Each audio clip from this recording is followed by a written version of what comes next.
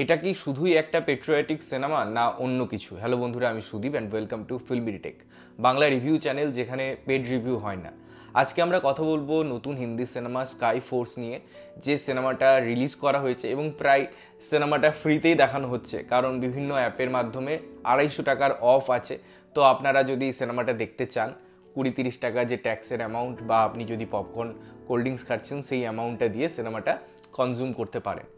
এবারে এই সিনেমার কী কী ভালো লাগলো, কী কী জিনিস মনে হলো আরও ইমপ্রুভমেন্ট এরিয়া, সব কিছু নিয়ে আলোচনা থাকবে। প্রথমেই গল্প। এই গল্পের প্রেক্ষাপট বলার আগে এটা বলা ভালো যে এটা একটা সত্য ঘটনা অবলম্বনে ক্রিয়েট করা হয়েছে, যেখানে আমরা লাস্টে যে রিয়েল ক্যারেক্টারগুলো ছিল তাদেরও ছবি দেখতে পাই। তো বেসিক্যালি এখানে প্রেক্ষাপট হচ্ছে 1965, যেখানে পাকিস্তান ইন্ডিয়া ওয়ার হয়েছিল, এবং এয়ারক্রাফটের দিক থেকে তখন পাকিস্তান অনেক বেশি অ্যাডভান্স ছিল, কারণ আমেরিকা তাদেরকে সাপ্লাই করতো। সেই জায়গায় অনেক কম, আমি যদি ইউটিলিটির কথা বলি, অনেক বেশি রিসোর্সেস ছিল পাকিস্তানের কাছে এয়ারক্রাফটের বেসিসে, এবং ইন্ডিয়ান এয়ারক্রাফট তুলনামূলক কম।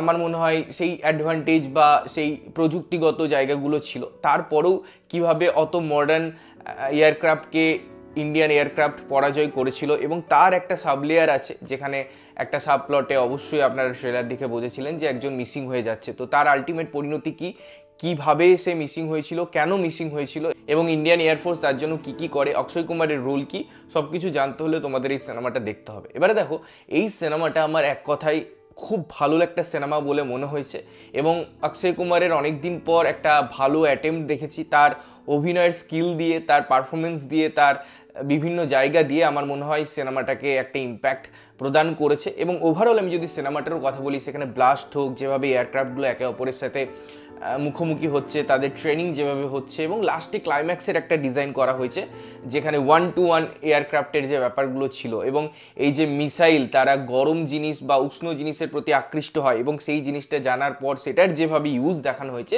সেটা দারুণ। এবারে এই সিনেমার আমার মনে হয় গল্প লেভেলের পর যখন আমি এর প্রেজেন্টেশনে যাচ্ছি, যখন আমি অডিও ভিজুয়াল প্লট ক্রিয়েট করছি বা তার স্ক্রিন প্লে ডিজাইন করছি, এখানে দুটো দিক দেখানো হচ্ছে। একটা, যেমন আমি 1965-এর কথা বললাম, সেম আমি টাইম লাইনে আরেকটা জিনিস দেখছি যেখানে 1971-এর কথা হচ্ছে, যখন আবারও বাংলাদেশের এই ব্যাপারটা তৈরি হবে। তো তার পটভূমিকায় আবারও অ্যাটাক হয়, আবারও ভারত পাকিস্তান ইনডাইরেক্টলি একটা ওয়ারের মধ্যে ইনভলভ হয়ে যান, এবং তারপরে আরও বেশ কয়েকটা টাইম লাইনও সিনেমায় দেখানো হয়েছে। তো এতগুলো টাইম লাইনকে যখন আমি দেখাচ্ছি, তখন যেভাবে এই সিনেমাটা শুরু করা হয়, যে একজন পাকিস্তানি সোলজারকে নিয়ে তার একটা জিনিস দিক থেকে সে যখন কথাটা বলে, সেখানে যেরকম সাউন্ড ডিজাইন ক্রিয়েট করা হয়, এই যে ট্রানজিশন শটটা ডিজাইন করা হয়েছে না, যে একটা টাইম লাইন থেকে অন্য টাইম লাইনে শিফট করা, এই ব্যাপারটাও আমার খুব সুন্দর লাগে। এবং তখন থেকেই না সিনেমাটার মোটিভ ক্লিয়ার হয়ে যায়। কেন ক্লিয়ার হয়ে যায়? কারণ ওই প্রেজেন্টেশনগুলো আমরা ভাবতে থাকি যে হ্যাঁ আমরা আগে গিয়েও পাবো, এবং সত্যি বলতে তাই হয়। আমরা ব্লাস্টের সিন ডিজাইন দেখি, স্পেশালি যখন ওই ট্রেনিংটা দিয়ে শুরু করা হচ্ছে এই ক্যারেক্টারগুলো যারা আসছে, তো তখন থেকেই না সিনেমাটা একটু একটু একটু করে তারা বার্ন করতে থাকে, এবং সেই বার্ন ট্রিটমেন্টটা কোথাও গিয়ে একটা জায়গায় ভালো পরিণতিতে পৌঁছায়।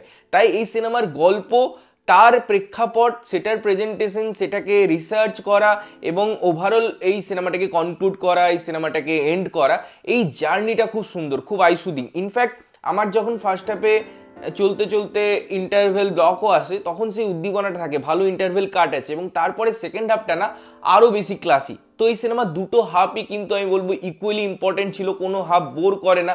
টাইট স্ক্রিন প্লে, অনেক জায়গায় হয়তো লং একটা একটা ডায়লগস আছে, বাট সেই জায়গাগুলো কোথাও গিয়ে বোর করবে না। একটা পার্সোনাল লাইফও থাকে সোলজারের, সেই জায়গাটাকেও খুব সুন্দরভাবে এখানে ইনকর্পোরেট করা হয়েছে, যেগুলো আমার মনে হয় দরকারি ছিল। এবারে এই সিনেমার পারফরমেন্স আমি যদি বলি, অনেক অভিনেতা অভিনেত্রীদের কথা যারা ছোট ছোট জায়গায় হয়তো রোল প্লে করেছে, বাট তাদের এতটাই ভ্যালু অ্যাডিশন না, তাদের ইমোশনগুলো এত কানেক্ট হয়, যেটা সত্যি বলতে খুব ভালো লাগে। স্পেশালি যে সোলজার মিসিং হচ্ছে তাকে খোঁজা, এবং আলটিমেট তার পরিণতিটা জানা, এবং তারপরের অধ্যায়গুলো অর্থাৎ ক্লাইম্যাক্সের সিন সত্যি বলতে চোখে জল আনবে। এবং এরকম ইমোশন যখন ক্রিয়েট করতে পারে একটা সিনেমা, মানছি পেট্রিয়টিক সিনেমার এরকম একটা অবজারভেশন হয়, এরকম একটা কনক্লুশন হয়, বাট স্টিল কোনো কোনো পেট্রিয়টিক সিনেমায় মনে হয় যেন এটা একটু বেশিই দেখাচ্ছে, একটু বাড়াবাড়ি করছে। বাট এই সিনেমাটা না খুব খুব লিমিটেড একটা স্কেল ক্রিয়েট করেছে, খুব লিমিটেড একটা জায়গা ক্রিয়েট করেছে, যেটা কোথাও বেশি না কোথাও কম না, পুরো যেন আমার সামনে যে জিনিসটা দরকার, কোথাও গিয়ে ফোর্সফুলি কোনো জিনিসকে আনা সেটি জিনিসটাকে ইনক্লুড করা, সেই জিনিসটাকে ইন্ট্রোডিউস করা, এইসব ব্যাপারগুলো করা হয়নি। যেগুলো হয়েছিল সেগুলোই করা হয়েছে এবং সেটা খুব সুন্দরভাবে সুন্দর ম্যানারে প্রেজেন্ট হয়। পারফরমেন্সের কথাই আমি বলছিলাম, একজন বাঙালি অভিনেতা আছে আমার খুব প্রিয় অভিনেতা, তিনিও এখানে কাজ করছেন। তো অক্ষয় কুমার থেকে শুরু করে প্রত্যেকের পারফরমেন্সের যে ইম্প্যাক্টটা আছে, তার হাউসের যে ওয়াইফের সাথে সম্পর্ক, সব জিনিসগুলো না আমার খুব মনে হয় পারফরমেন্সের দিক থেকে এখানে ভালোভাবে এসেছে। আমি যদি এর ভিএফএক্স এর কথা বলি, আমি যদি এর গ্রাফিক্সের কথা বলি, সেগুলো মাচ বেটার। ব্লাস্টের সিনগুলো দেখতে বড় পর্দায় ভীষণ ভালো লাগছিল দেখতে, আমরা উপভোগ করছিলাম, মজা পাচ্ছিলাম। এবং এই জিনিসগুলো মজা পাওয়ার থেকেও যখন ওই টেনশন বিল্ড আপটা হয় না, সেই বিল্ড আপটা আমার মনে হয় খুব কম মেকার্স ক্রিয়েট করতে পারে। এই পার্টিকুলার পজিশনে সেই বিল্ড আপগুলো হয়েছে। কিছু কিছু ক্যারেক্টারকে যখন ক্লোজার দেওয়া হয়, তাদের ক্যারেক্টারটাকে যখন এন্ড করা হয়, তখনও সেই ক্যারেক্টারটার প্রতি আমাদের ইমোশন ক্রিয়েট হয়ে যায়। হয়তো ক্যারেক্টারটাকে মাত্র 1 মিনিট দেখিয়েছে সিনেমায়, এরকম ক্যারেক্টার আছে, বাট তার যখন এন্ড হচ্ছে আমাদের ওই ফিলটা হয়, কারণ সেই কনক্লুশনটাও না মারাত্মকভাবে ডিজাইন করা হয়েছে, একদম বুকে এসে ধাক্কা বাঁধে ওই সিনগুলো। তো প্রত্যেকটা সিনের আমার মনে হয় একটা গ্র্যাভিটি আছে, একটা ওয়েটেজ আছে এবং সিনগুলো খুব ইম্পর্টেন্ট। তাই এই সিনেমাটা আমার খুবই ভালো লেগেছে।